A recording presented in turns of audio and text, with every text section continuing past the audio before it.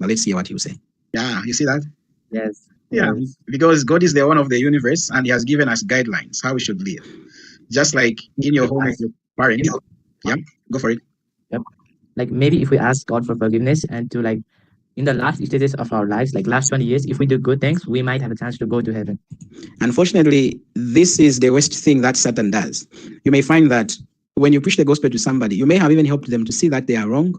God is right. They need him as their savior. They need to trust him as the savior because Jesus paid for their sins. Satan, what he does at that very point is that he always tries to make people like to think that they can actually do something themselves to try and appease God, to try and bribe God, so then he can accept them in heaven. You heard he was accepting that indeed both himself and I were in trouble and we needed somebody to help us, which is Christ. But now what is he saying? I'm asking him, what should we do then so our sins are forgiven? What did he say? Or maybe we need to ask for forgiveness and try to do good things. If we do good things until maybe Jesus comes or maybe we die, having done good things, then we'll go to heaven. Did you hear that? What is this guy trying to put across? This guy is still trying to trust in himself, forgetting actually what scripture says. And that is exactly the work of Satan. He doesn't want people to trust. He doesn't want people to believe that what Christ has done for us is really sufficient. Ephesians, I'll even read Colossians chapter 2, I think verse 13. What does it say? And ye, let me just bring it on here so that we can see what scripture actually says here. All right, I'll remove this guy for a moment and then I'll bring on this. Yeah, so this is what the Bible says here.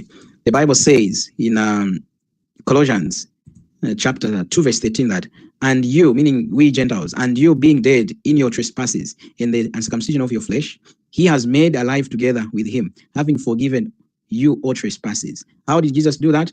Having wiped out the handwriting of requirements that was against us, which was contrary to us, and he has taken it out of the way, having nailed it to the cross. And then we read in Ephesians, we go to Ephesians and chapter 2, which I actually had to read in the hearing of this guy, Ephesians 2, 8 and 9. Here, scripture states that, we are actually saved by God's grace through faith in the Lord Jesus, as you can see on the screen here. For by grace is something we don't deserve. We deserve to go to hell. We deserve hell. But Jesus had to pay for us. We are saved by grace through faith. You see, the means by which we are saved through the grace of God is by faith. Faith in what? Faith in whom? Faith in the Lord Jesus Christ. What is it about Jesus? That he paid for our sins in full, that he was buried. He shed his blood on the cross. Before he was buried, he had to say it is finished. And when we put our faith in the Lord Jesus Christ, God by his grace saves us, and not of yourselves. But what did he say? Maybe if we ask for forgiveness and do good things, God can accept us into heaven. And that is unfortunately the teaching out there. This is not the teaching only affecting Zambians. This is not a teaching only affecting, people in Africa. This is a teaching out there. You can see somebody from India I was dialoguing with believes that by doing good things, praying for forgiveness, asking for forgiveness from God, that would actually give him eternal life, or rather, it would make God accept him and have his sins forgiven. But is that really what the Bible teaches? No. This is what I hear, by people from overseas who are in Zambia. Even their reports, I've seen a report where somebody was telling people overseas that in Zambia, or rather in Africa, even in Zambia, just to be specific, there's this strange thing where people stand up in church to confess their sins and everyone is patting their back, clapping and stuff, and taking it as just something that happens in Zambia that affects Zambians. But that is not the case. The issue really is that humans, naturally, we tend to think that when we do something wrong, how can I end it with somebody? Even you who's watching me right now. If I wronged you yesterday, if we fought today, or if I stole your things, if I had to beat your child, maybe I broke their leg or something, what is the first thing that society says I should do?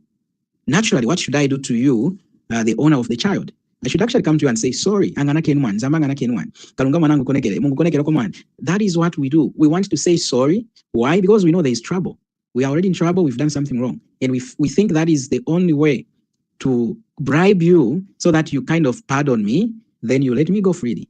But if I broke your child's leg and here I am, is sorry enough? No, I have to take responsibility. I have to take them to the hospital. I have to provide for them, all those things. But in most cases, we want to say sorry just because we've seen that something is wrong, we've done something wrong, and we don't want to take our full responsibility, which is wrong. So this is not something, I really argue strongly, this is not something that is affecting only the Zambians. This is something that is affecting all people in the world. I'm going to move it backwards so that we hear what he said. What should we do so our sins can be can be forgiven. God is the owner of the universe, and He has given us guidelines how we should live. Just like in your home with your parents. Yeah, go for it. Yep. Like maybe if we ask God for forgiveness and to like in the last stages of our lives, like last 20 years, if we do good things, we might have a chance to go to heaven. Well, you hear that? Asking for forgiveness doesn't. You hear that? If we do good things, if we ask for forgiveness from God, maybe God can accept us into heaven. No, it doesn't work, friends. It doesn't work. Asking for forgiveness is a clever way of trying to bribe God. But we forget that this God who is up in heaven, he is not somebody we can bribe. You know, he's not like the way you think and the way I think as humans. He is super intelligent. He is beyond what we can call intelligence, right?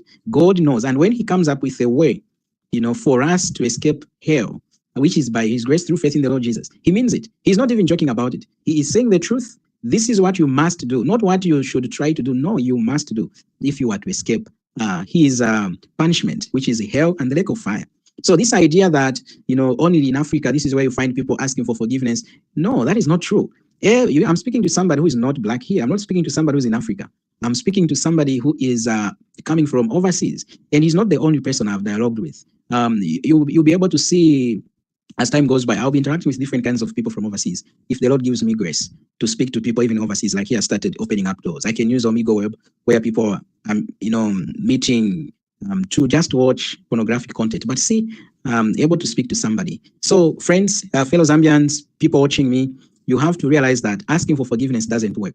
Before God, asking for forgiveness doesn't work. We need to believe in his son, the Lord Jesus Christ. As Ephesians chapter 2 tells us here. Ephesians chapter 2 tells us, what does it say? For by grace you have been saved through faith, and that not of yourselves. It is not yourselves, which is asking for forgiveness. Who is asking for forgiveness from God? It is yourself, which is actually what the verse is saying. No, don't do that. It is the gift of God.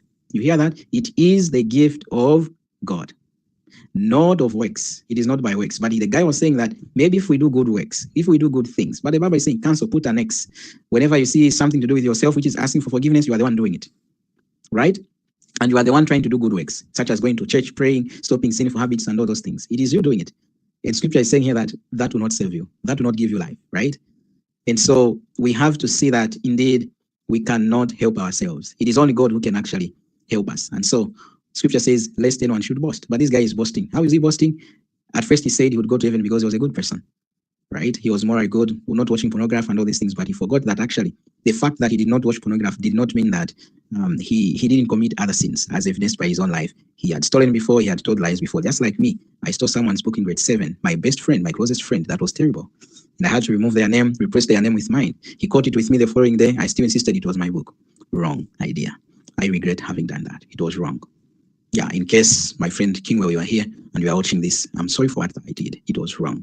I confess it publicly. It was wrong for me to get your book in grade 7, my friend. Yeah, so we are saved by God's grace through faith in the Lord Jesus, lest anyone should boast. So now, verse 10 says that a person who has been saved by God's grace through faith in Jesus is the one who should do good works. Is the one who should do good works. For we are his workmanship. You see that?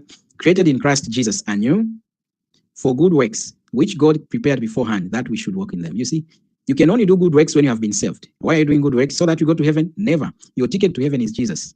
Jesus is your passport to heaven. But you are doing good works because you have been made new in Christ. And because God wants to reward you in heaven, he wants to put a crown on your head sometime when you go to heaven. He wants to reward you. He wants to say, you are indeed a good and faithful servant. You hear that? So you are not doing good things so that you can go to heaven. You are doing good things because you're already saved. You are heaven bound. You are doing good works. You want to show your faith forth to people that indeed you are somebody that Jesus has graciously saved by his grace through faith in him. So that is the difference. A sinner just like me, and we cannot do anything, not even a single thing can we do so we can take ourselves to heaven.